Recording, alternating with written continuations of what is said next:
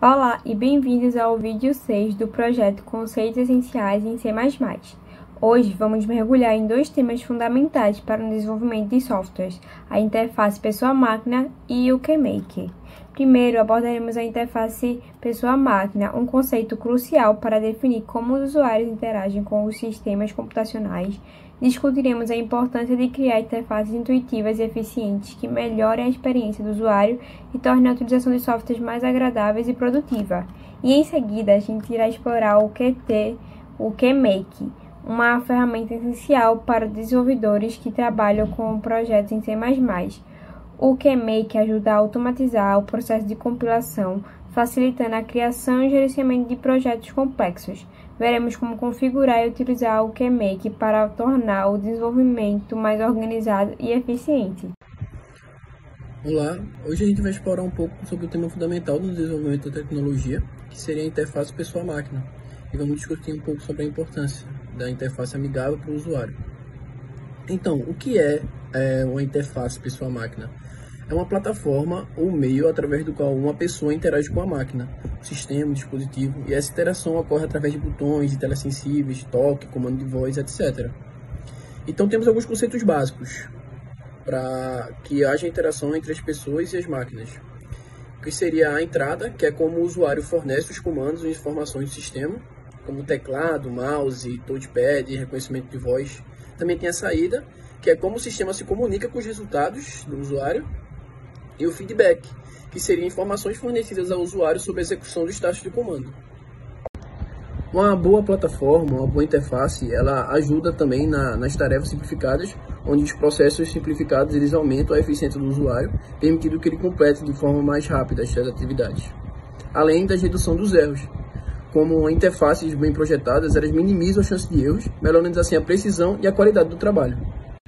Uma interface bem desenhada, ela oferece uma experiência agradável, aumentando assim a satisfação e a fidelidade do usuário, além de aumentar também o engajamento, onde os usuários satisfeitos eles são mais propensos a utilizar novamente o sistema e pode ajudar até a recomendar outras pessoas.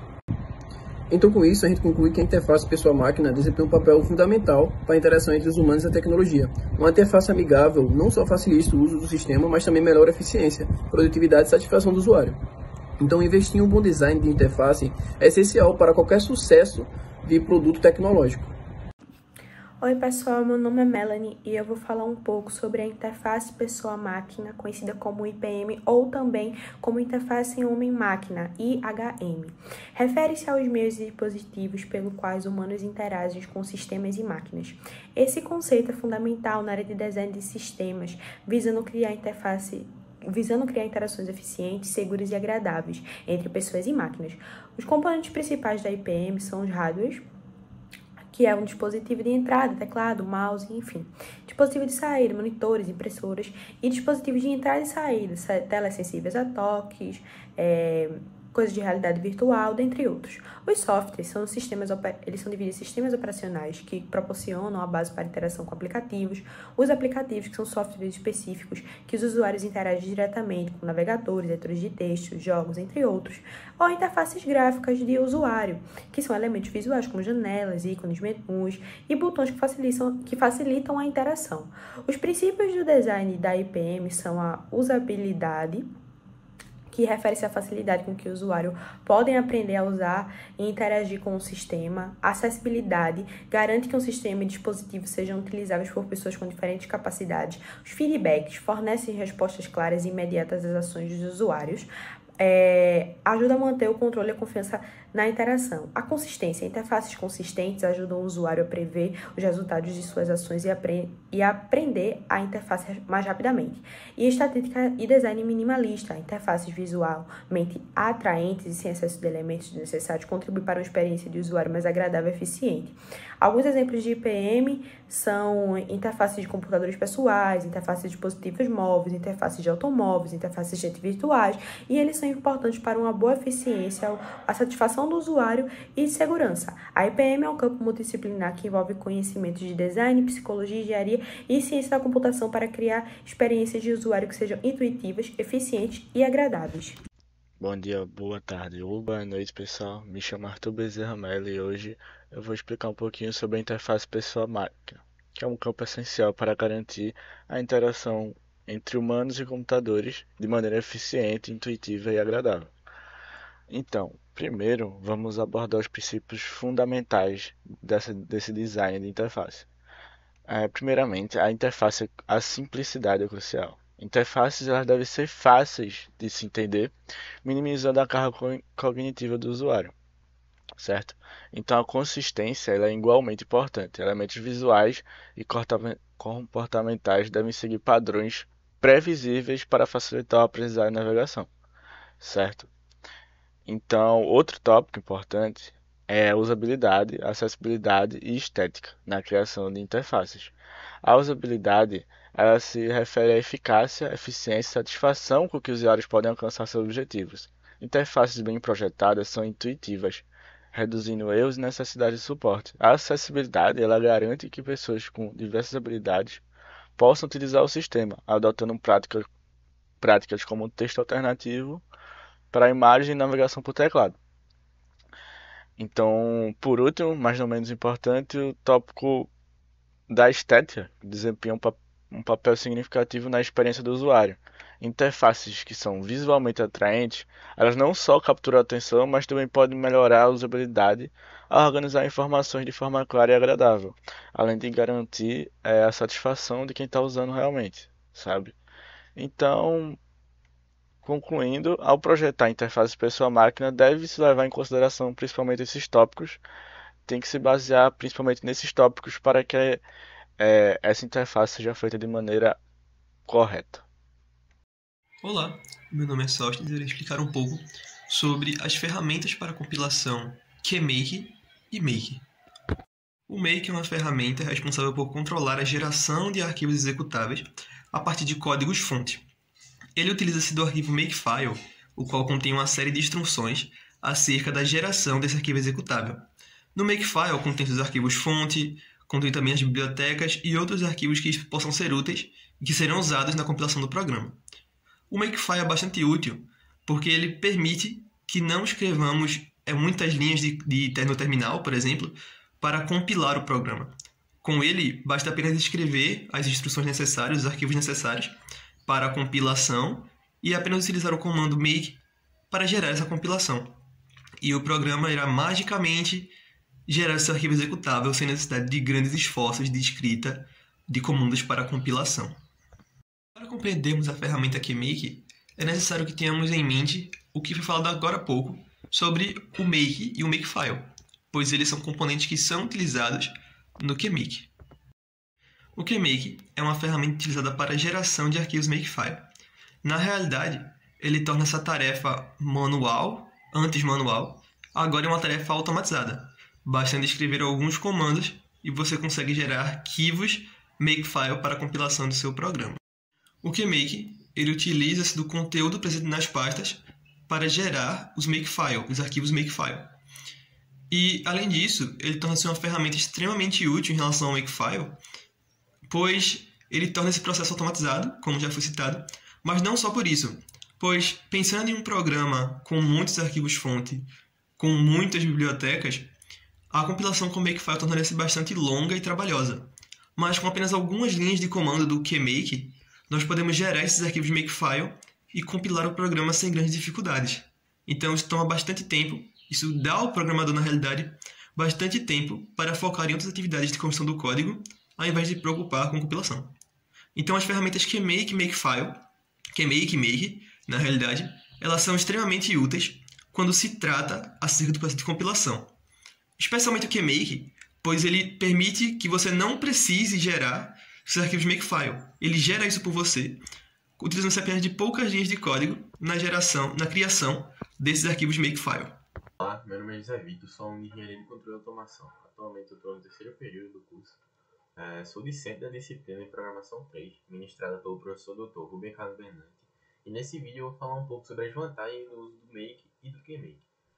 E também vou comparar eles com outras formas de compilação para o projeto de extensão da nossa disciplina. Bom, as vantagens do uso do QMake seria a integração com o Qt, onde a gente tem uma grande simplicidade, onde o QMake ele é especialmente projetado para projetos que utilizam framework Qt.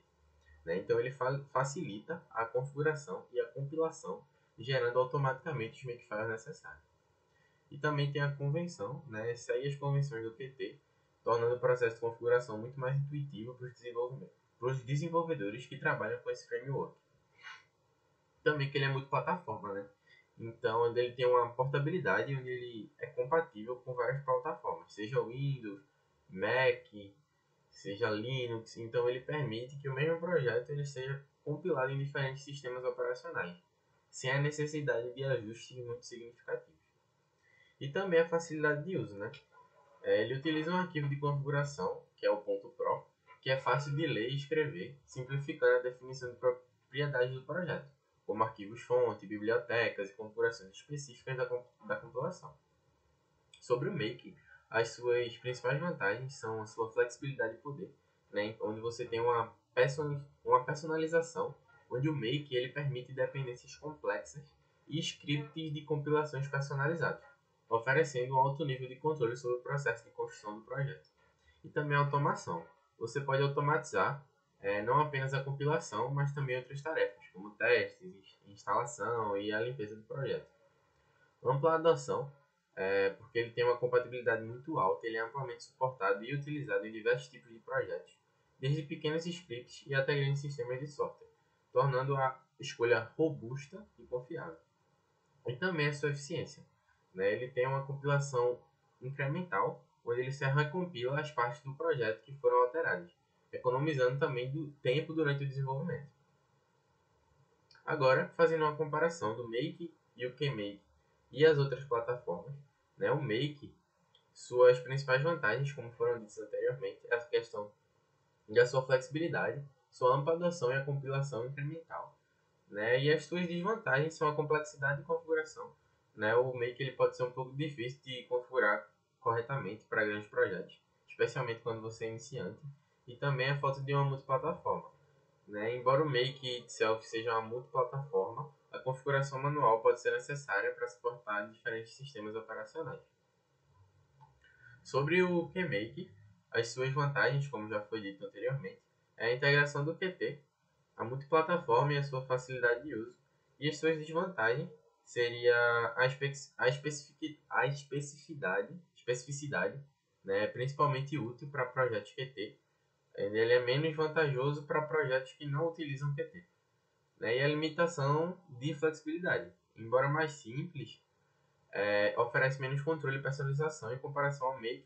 Olá, meu nome é Igor Henrique e eu vou ensinar como configurar um projeto utilizando o KMake. Primeiramente, você precisa de alguns arquivos já no seu projeto para que algo possa ser configurado.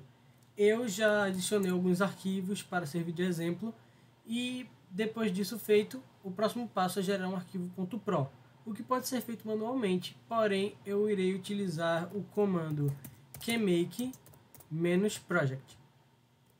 Esse comando vai rastrear os arquivos que tem na minha pasta para gerar o .pro e adicioná-los nele.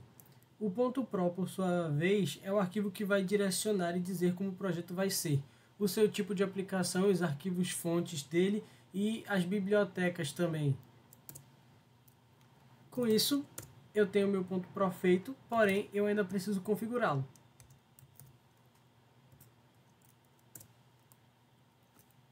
Importante ressaltar aqui sobre o target, que é o nome do arquivo executável que vai ser gerado.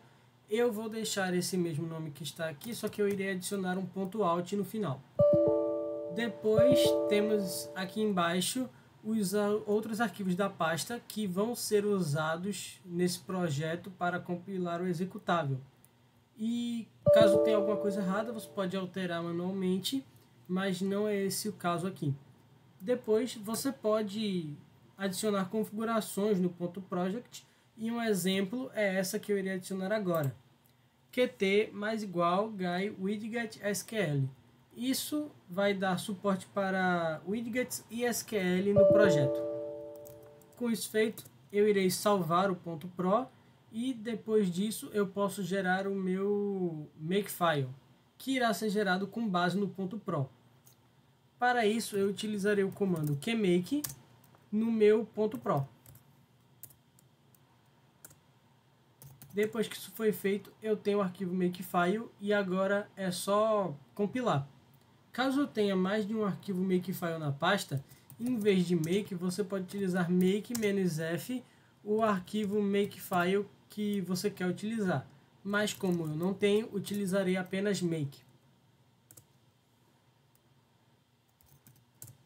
Com isso, o meu executável foi gerado. Agora eu posso também utilizar make clean ou make "-f makefile clean para excluir os arquivos que foram criados quando eu utilizei o comando make.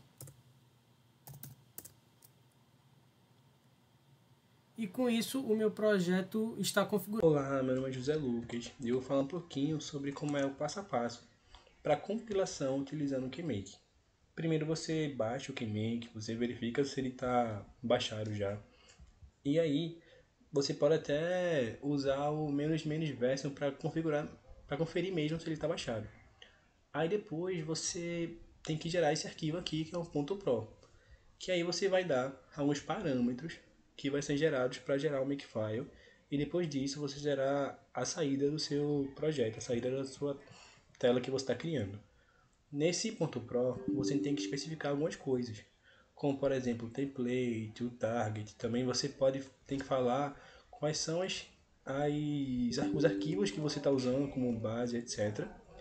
Aí após isso, você tem que usar esse comando kmake, que ele vai gerar o Makefile para depois você compilar o Makefile e assim você gera a saída.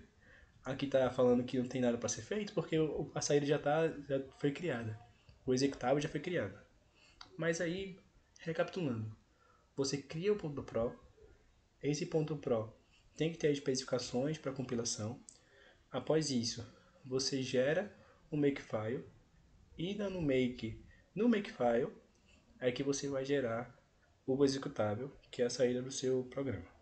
Meu nome é Gabriel Bulé e hoje eu vou explicar a estrutura de um arquivo Makefile essencial para a compilação de softwares em ambientes Unix.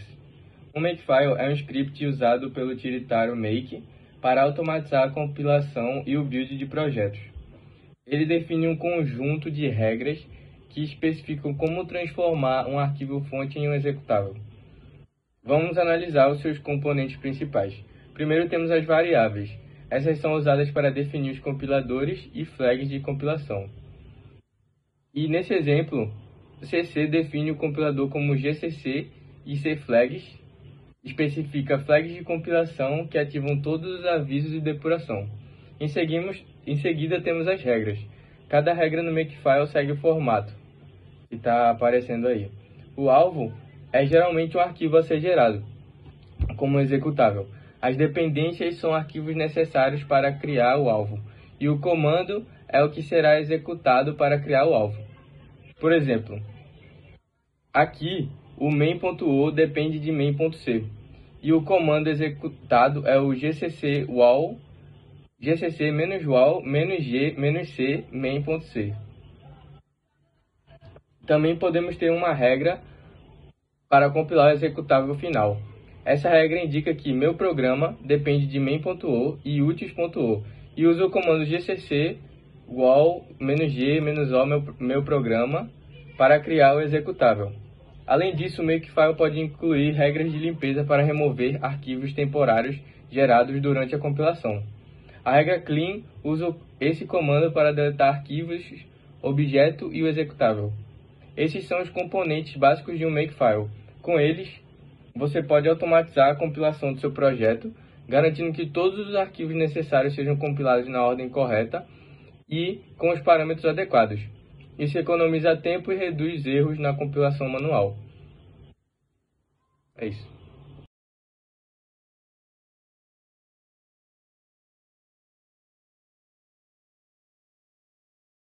Sou o Lucas e vou apresentar os principais comandos do Make e suas funções. Bom, o Make é uma ferramenta poderosa para a automatização e a compilação de construção de programas.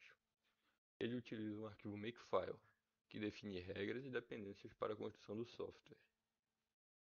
Alguns dos principais comandos make e suas funções são o make x.x para compilar um programa em C, gerando o arquivo .x, make x.out para compilar um programa em C++ e gerar o executável .out. Temos também o comando make x.x src em maiúsculo igual a, abre aspas, src1.c, src2.c, que compila múltiplas fontes em C. Temos o comando make x2.x major igual a 2, minor igual a 3, debug igual a 0, para compilar com a versão sem debug. Além desses comandos mais comuns, nós temos também outros não menos importantes, como o x.bf.x para compilar um programa Brainforce, o x.gpt.x para compilar um programa em Portugal, o make.pe.c para criar um template do Project Euler, o make.pe.x src em maiúsculo igual a, abre aspas, Project Euler.c myeulerlib.c fecha aspas para compilar um programa do Project Euler, make clean para limpar os arquivos temporários, make wipe para apagar todos os arquivos gerados, make tag para gerar as tags, make copy, parênteses, nome da pasta, fecha parênteses, igual a ex, para copiar os arquivos para outras áreas. Agora eu vou mostrar algum desses comandos na prática. Bom, na tela a seguir vocês vão conseguir ver de forma mais clara os comandos que eu falei anteriormente.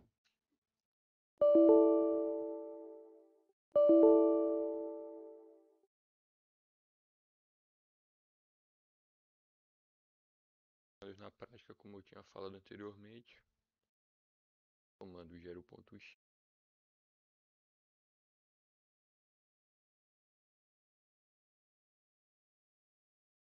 alt, fazer o em C++.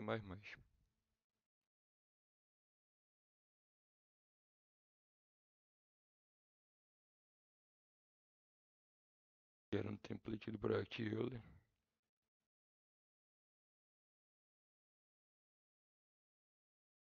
Gerado com sucesso.